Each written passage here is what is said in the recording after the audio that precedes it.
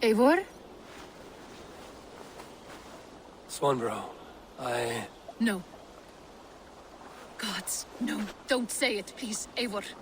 Don't say it. I am sorry. Oh! My Hunwald! No! My poor swan! Oh, gods! He fought bravely and turned the tide to secure victory. Your dear Hunwald died a hero, and will be so remembered. Oh, gods. I know he would have fainted to hear such praise from your lips. Thank you, Eivor. Thank you. He walks among warriors now. Yes. The lucky man. I imagine he does. I know words are poor salve for a wounded heart. I will leave you to mourn, and know that we are here for you, always, should you need us.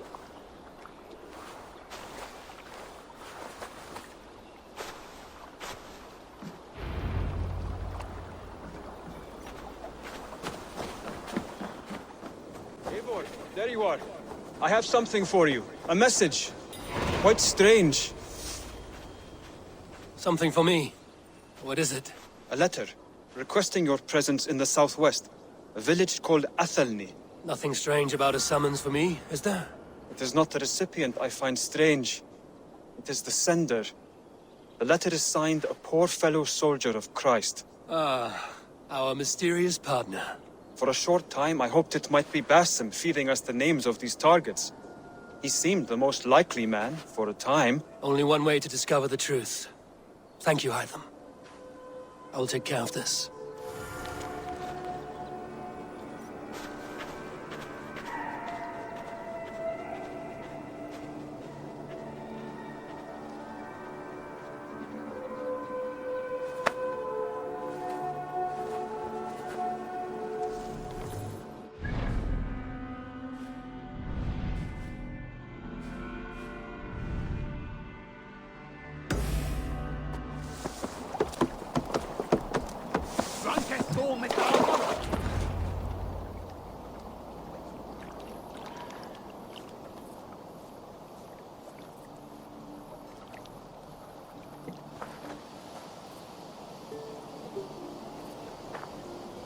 All right there?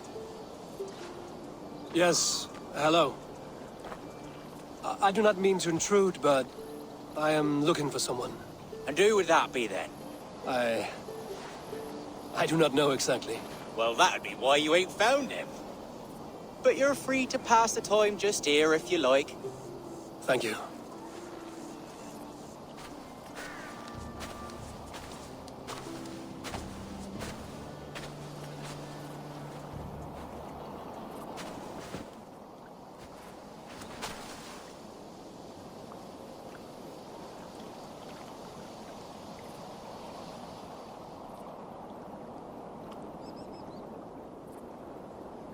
These are soul cakes, love.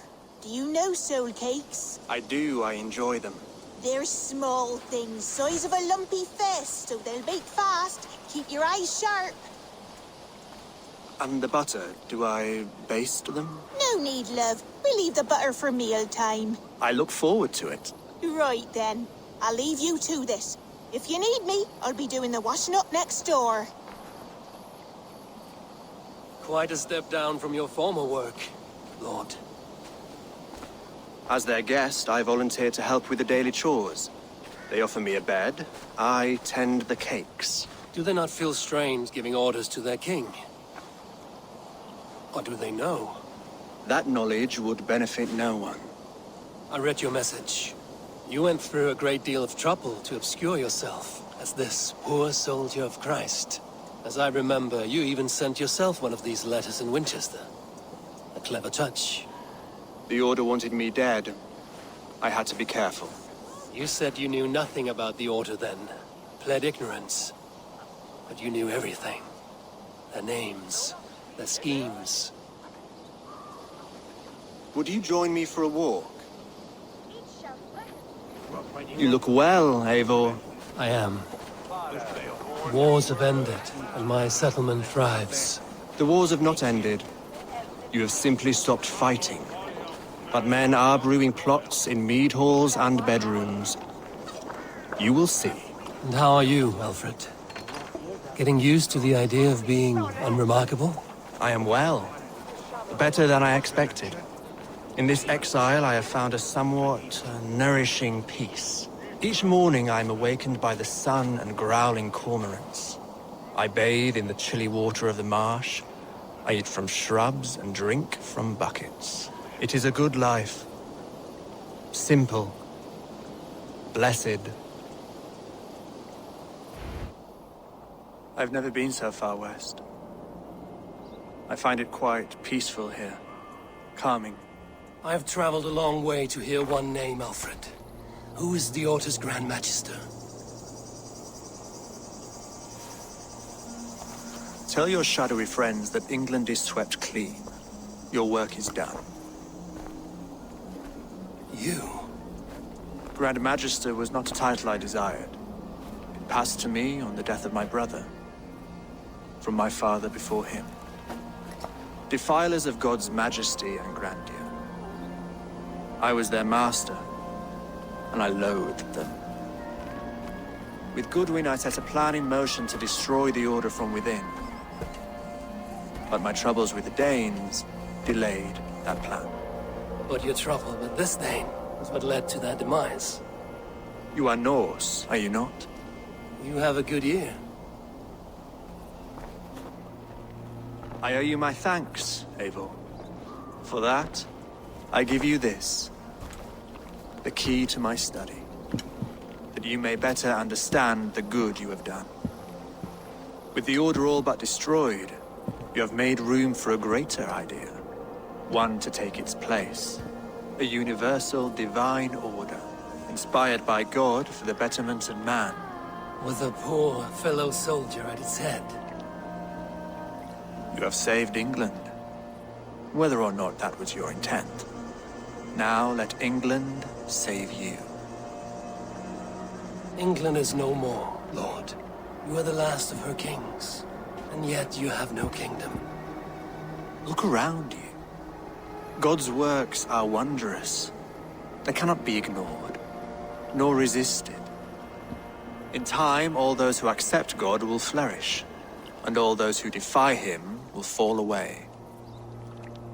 Should you remain in England, you too will one day be her subject. Oh, bloody crumbs! The cakes are burned. Where is that man? Young man, where have you gone? Damn. That may have earned me a night of washing linens. I do not know if we shall meet again, Eivor. God willing we will. As one lord to another, perhaps. I'm coming, my lady. I'm here.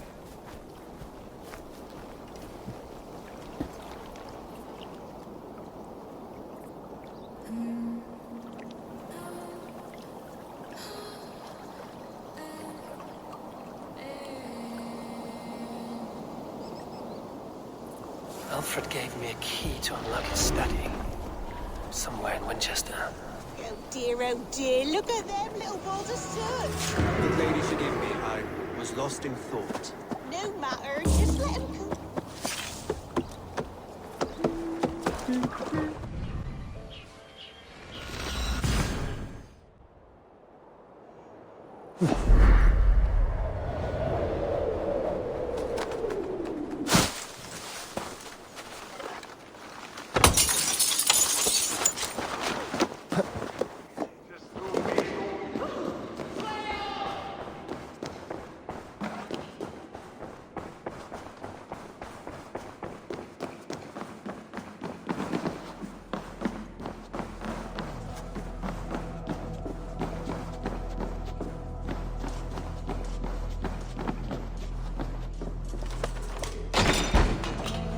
This is it, Alfred's study. What secrets has he kept hidden away?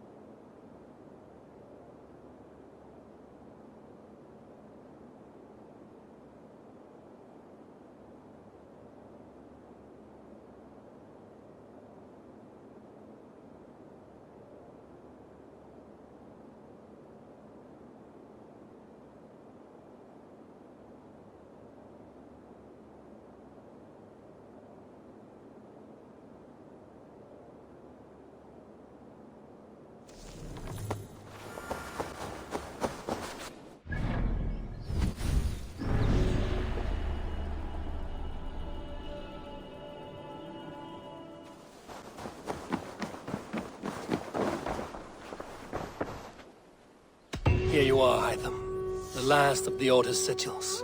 You will find King Alfred's among them. King Alfred? Did our poor fellow soldier lead you to his hiding place?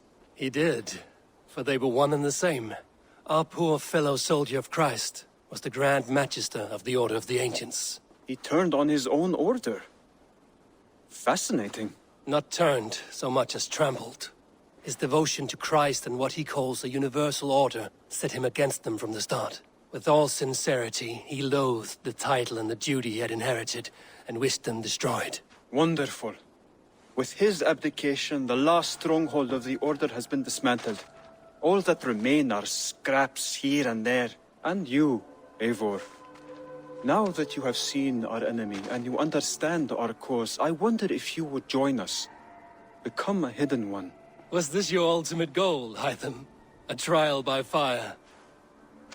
It is a kind offer, but I do not believe we fight for quite the same cause. Your creed demands that you keep your triumphs hidden. I prefer my glory to be in plain view for all to see. If I taught you our creed, if you spent time with it, it could open your mind to another view. Another view is always welcome. But to live without celebrating one's glory and honor and achievements is not a life for me. But know this, I would give my life in a moment for those I love and who love me in return. All here, including you, my friend. I understand you well, Eivor. Very well indeed.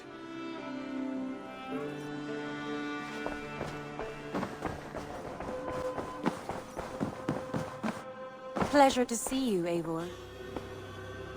Hamtunscire has fallen, and with it the Kingdom of Wessex. But the cost was great. Maybe too great for all we gained. Rest then. You have earned it. On the backs of so many. Time will tell if it was worth it.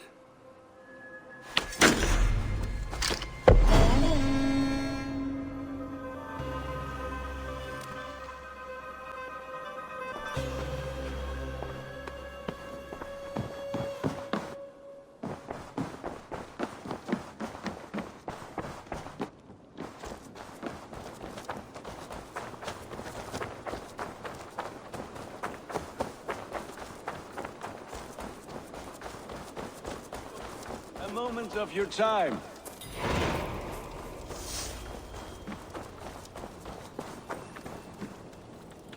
Eivor, good to see you. I am, did you want something, or? I was wondering. What's wrong? Bridget and I were thinking, with everything calming down the way it has, maybe you could find a spare moment and... You want to be married? Yes, to each other. Yes, I imagined. Gunnar, to see you so happy has been a pleasure. And to marry you would be an honor. Shall I put out a call to any friends abroad? I'll be honest, Eivor. I came here with a lot of you, because nothing and no one kept me back there. The Raven clan is all the family I need. And Bridget too. From all she said, she's better off here than with those she calls kin. Just a couple of foundlings we are. Then let's not bother with tradition. If you have your bride and your blade, we will see you wed. As Jarl, I do it gladly.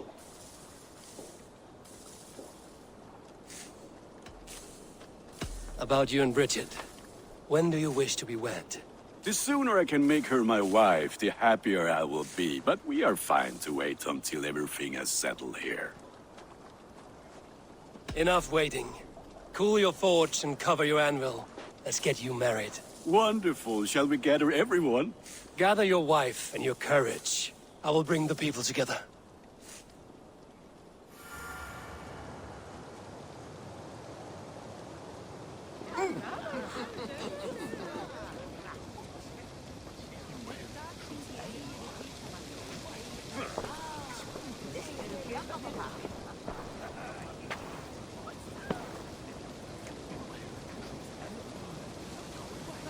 I am honored to stand before you, Gunnar, Bridget, on this bountiful day, to celebrate the strength of your bond and to see you wed. I am in witness of a love that inspires and empowers. I invite you now to speak your vows. To you, my darling Bridget. I offer this blade, forged in flames that burn as brightly as my heart does for you. A blade as sharp as your wit, as glinting as your beauty. May it sing through the air as sweetly as your voice meets my ears. Dio, syd dwi 'di caru ti gynnar. Dwi'n efo am lwcus bod fi 'di dod o hyd o ti yng nghariad. And I give you my sword and my promise that I will stand at your side forever.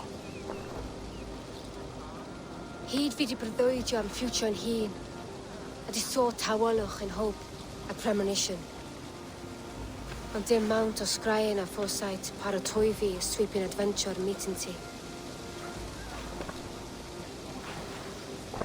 Tiw'r enaid fel dim arall, a dyn as strong a bwrdd y ci, ac fel as I fierce, mae'r calon yn hedfan dyr y ti.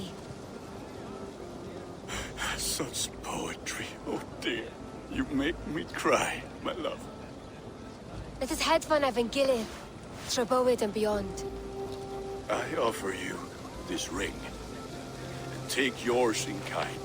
I will wear it with pride and honor, warmed by the love of so perfect a lady. And I gwisgo fe fel calon, adoration a ffydd am byth. This is the greatest day of my life. Embrace me, my love.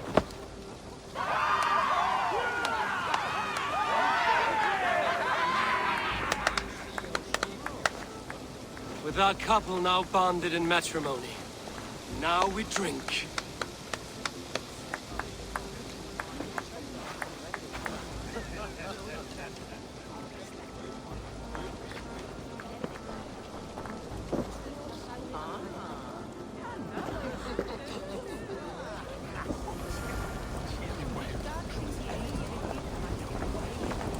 Volker, I want to thank you for all you've done for me. My visions have lessened of late, and I find it hard to explain how different I feel. Grounded, unified, at peace. That is good to hear, Eivor. Very good to hear.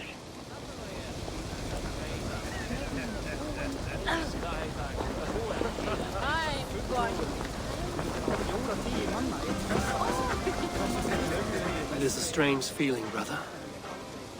Weddings are the beginning of something, but this feels like something of an end. The first happy union in our home. We have matured into something greater. So yes, a beginning and an end, I think. Gunnar, you old trout. You're a married man. Never thought I would see the day. Nor did I. And not for lack of trying. Richard, I gift you a formal welcome to our clan and our family. You are a fine addition to Gunnar's life and to ours. Diolch, Eivor. I couldn't be more happy to bo ma. Hope you nabod ti well in a case misio the years. Yes, of course. As I say, it is wonderful to have you.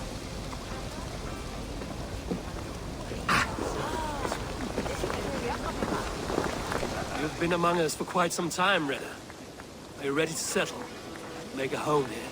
For a year or two, perhaps. But I am not the settling kind. I am a wanderer, always searching, never finding. Maybe one day. And how are the marriage customs in your country, Hytham? Something like this? Like this in all the most important ways. There are smiles, cheers, and warm embraces. All that is needed, I think.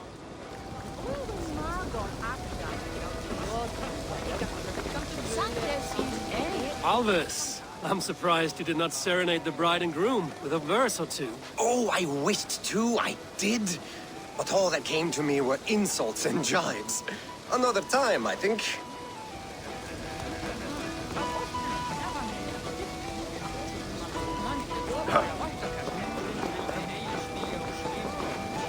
Randvi, saw you looking a little lonely.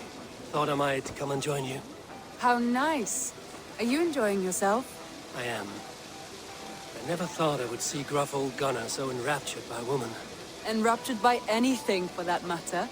He's a hard one to read, but I am pleased for him, and for this day of rest and respite. After everything, a few days of feasting will do the people some good. They need this. They do. Will you walk with me? Anywhere. Lead on. Something has been on my mind for some time. I am no seer, but I foresaw this day long ago. Not Gunnar's marriage, but our situation. Our success. How do you mean our success? I mean to say that I saw our settlement flourishing, through our victories in war and in diplomacy. And from the day we set out from Norway, I knew that you would make a fitter leader than Sigurd. It was never in his character to lead. It was always within yours. I see. Do you? You might have warned me. You would not have listened. Fair. I do hope you see it now, in all that you have done for us. Randvi, you and the people here have done more for me than I could ever repay. I am honored by your faith in me, and your confidence. As I am honored by your love. And I by yours. Eivor, I want you to know that Sigurd and I are...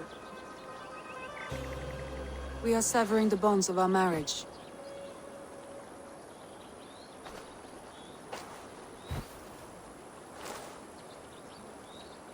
We share a love that is steadfast, and I have faith it will forever be so, but my heart is yours.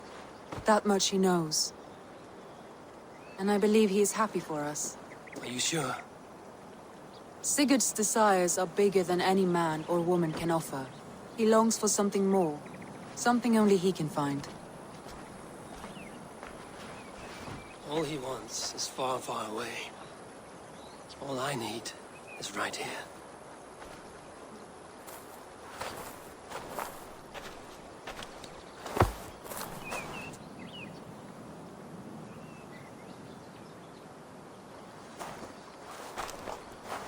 Shall we find our way back to the wedding? Bridget might give another speech. We must not miss that. About that, I have not understood a single word of her since Gloucestershire. Really? I find she speaks beautifully. With poetry, even. Are you kidding? Am I? Come, we should go.